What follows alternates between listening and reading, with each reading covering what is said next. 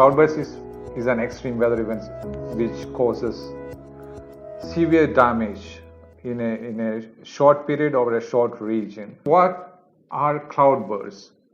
And cloudbursts are usually defined in terms of sudden heavy rainfall over a small area. Now, cloudbursts, with the name, we think we normally end up thinking that these are like clouds bursting, but there is no such physical phenomena where clouds burst. Yeah, it's a definition totally based on the amount of rainfall in a short period. So the typical definition of cloudbursts that we use, particularly in India, is of a rainfall amount of about 100 millimeter per hour.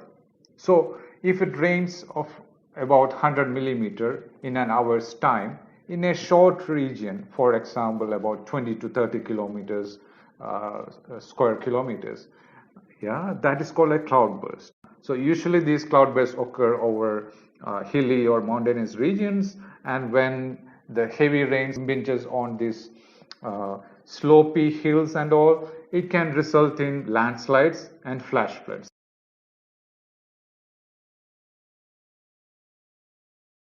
Now, I told you the role of hills in lifting this moisture and forming these clouds and then causing heavy rainfall events.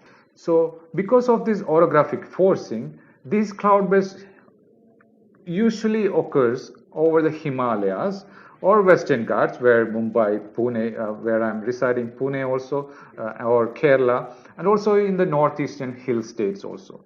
So generally we have been seeing cloudbursts occurring over the Himalayan regions, including Himachal Pradesh, where since 2003 we have been hearing in news very often. Kashmir, Ladakh 2010 was a huge cloudburst. Uttar Pradesh, Uttarakhand in 2013 we saw several lives lost. And now if you come south, we see cloudbursts occurring across Western Ghats regions and nearby Western Ghats region, coastal regions like Mumbai. In fact, some of our research shows that the July 2005, the Mumbai floods co-occurred with, so there were huge or consistent rains for several days, but in one of the days in July, a cloudburst like event happened where huge amount of rainfall occurred in a very short time.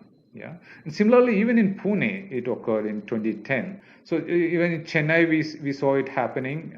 Chennai is a coastal region, so there will be a lot of moisture available from the nearby Bay of Bengal. 2015, it happened. So these are generally the regions where we see cloudbursts happening often and very often.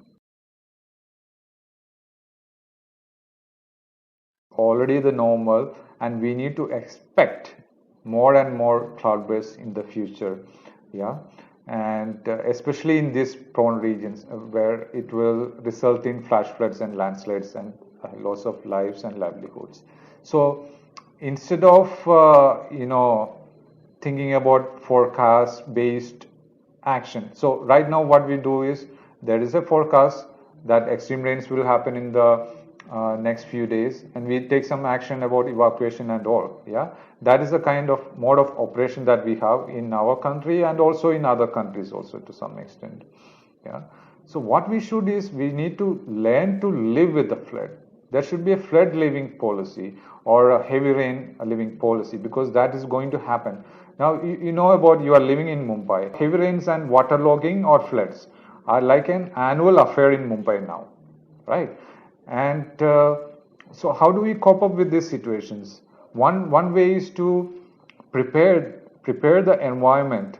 So if it is a city like Mumbai, we need to prepare the drainage to the drainage capacity, so that it can flush out that water in a short amount of time.